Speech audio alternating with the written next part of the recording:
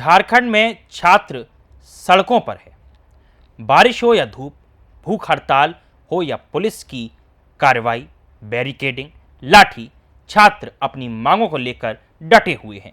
रांची में विधानसभा मार्च के दौरान लाठी चार्ज हुआ, आंसू गैस के गोले छोड़े गए, पानी की बौछार की गई, यहां तक कि छात्रों को रोकने के लिए कटीले तार तक लगाए गए।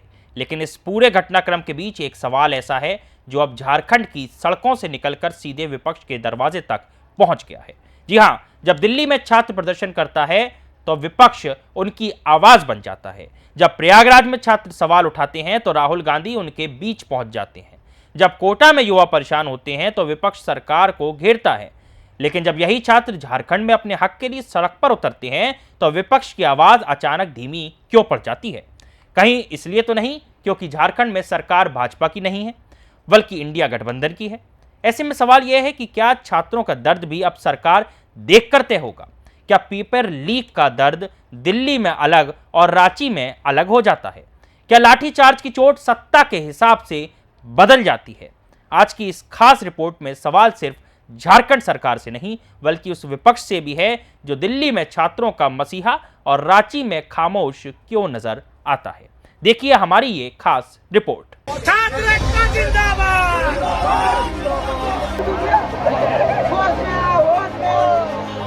इस वीडियो में कितनी भारी की संख्या में पूरे प्रदेश भर से आए हुए छात्र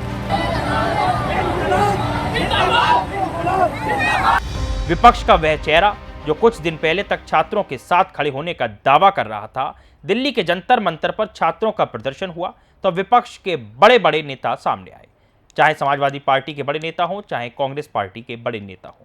वहीं राहुल गांधी ने छात्रों के मुद्दे पर सरकार को घेरा, प्रियंका गांधी छात्रों के समर्थन में दिखाई दी, अखिलेश यादव ने भी सरकार पर निशाना साधा और डिंपल यादव खुद प्रदर्शन स्थल पर पहुंचकर छात्रों के बीच खड़ी नजर दिखाई दी।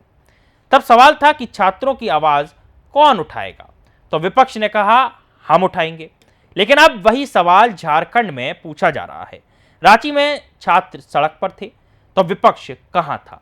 क्या रांची के छात्र दिल्ली के छात्रों से अलग हैं? क्या पेपर लीक का दर्द सिर्फ उस वक्त दिखाई देता है जब सत्ता में भारतीय जनता पार्टी की सरकार हो? और अगर छात्र पर लाठी चलती है तो क्या लाठी की चोट भी राजनीतिक पार्टी देखकर तय की जाती है? क्योंकि झारखंड में सरकार हेमंत सोरेन की है और हेमंत सोरेन इंडिया गठबंधन का हिस्सा है। तो क्या यही वजह है कि विपक्ष की आवाज रांची में धीमी पड़ गई? यही सवाल अब कांग्रेस समेत पूरे इंडिया गठबंधन से पूछा जा रहा है। और अब करीब 12 दिन बाद राहुल गांधी कहते हैं कि हम सरकार को छात्रों की बात सुननी चाहिए। यानी कि अब राहुल गांधी ये कह रहे हैं कि उनकी सरकार छात्रों की बात सुने। अब सवाल यह है कि यह बात पहले क्यों नहीं कही गई? जब छात्र आंदोलन कर रहे थे, जब आमरण अनशन हो रहा था, जब झारखंड की सड़कों पर छात्र घूम रहे थे, रांची में पुलिस उनको मार रही थी, तब राहुल गांधी की आवाज सुन क्यों पड़ गई थी? ये सवाल है। क्या छात्रों की आवाज सुनने के लिए आंदोलन को 12 दिन तक सड़क पर संघर्ष करना जरूरी था? राहुल गांधी ने कहा कि देश का एजुकेशन सिस्टम खराब हो चुका है और हर सरकार को छात्रों की बात सुननी चाहिए। बात सुनने में अच्छी है, लेकिन सवाल टाइमिंग पर भी है। अगर हर सरकार को छात्रों की बात सुननी चाहिए तो झारखंड सरकार से यह बात पहले क्यों नहीं कही गई? अगर छात्र सही थे तो हेमंत सोरेन सरकार पर पहले ही दबाव क्यों नहीं बनाया गया? मुख्यमंत्री जी छात्रों से बात कीजिए। और सबसे बड़ा सवाल, जब केंद्र सरकार पर सवाल उठाते हुए विपक्ष इस्तीफे की मांग तक कर सकता है तो अपनी गठबंधन सरकार के सामने इतनी नरमी क्यों पेश करता है? क्यों विपक्ष हेमंत सोरेन से इस्तीफा नहीं मांग रहा है? क्यों धर्मेंद्र प्रधान के इस्तीफे की मांग को लेकर विपक्ष एकजुट नजर आया, लेकिन वहीं झारखंड के मामले में सुर बदल गए? अब कहा जा रहा है कि सभी सरकारों को मिलकर शिक्षा व्यवस्था सुधारनी चाहिए। तो सवाल सीधा है, जब भाजपा सरकार से जवाब मांगना था तब इस्तीफा, और जब गठबंधन की सरकार से जवाब मांगना है तब मिलकर काम करेंगे। ये कौन सी रणनीति है? जाहिर है कि झारखंड के छात्र आज भी सड़क पर हैं। सरकार और छात्रों के बीच बातचीत का रास्ता खुलना चाहिए, मांगों पर गंभीरता से विचार होना चाहिए और अगर कहीं गड़बड़ी के आरोप हैं तो उनकी निष्पक्ष जांच भी होनी चाहिए।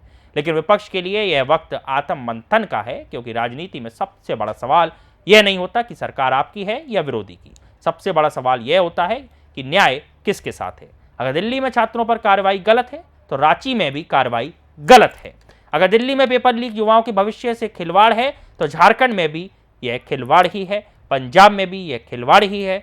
और उन दिनों को भी याद करना चाहिए जब कांग्रेस की सरकार छत्तीसगढ़ में थी, चाहे भूपेश बघेल रहे हों, चाहे राजस्थान में अशोक गहलोत रहे हों, और यदि पर्चा लीक की समस्या आई तो वहां क्या कार्रवाई की गई। अब दिल्ली के छात्र समर्थन के हकदार हैं तो रांची के छात्र भी उसी समर्थन के हकदार हैं। तो जाहिर तौर पर सरकारों को, विपक्ष को यह सोचने की बेहद आवश्यकता है कि वो क्या सेलेक्टिव नैरेटिव उठा रहे हैं, क्या सेलेक्टिव मुद्दों का चयन करके ही उनको नैरेशन दिया जा रहा है। यदि ऐसा है तो फिर जनमानस में ये बड़ी ही त्रासदी और बहुत सोचने का विषय बन जाता है। इस खास रिपोर्ट में फिलहाल इतना ही। देश और दुनिया की तमाम खबरों के लिए आप जुड़े रहिए सी न्यूज़ भारत के साथ।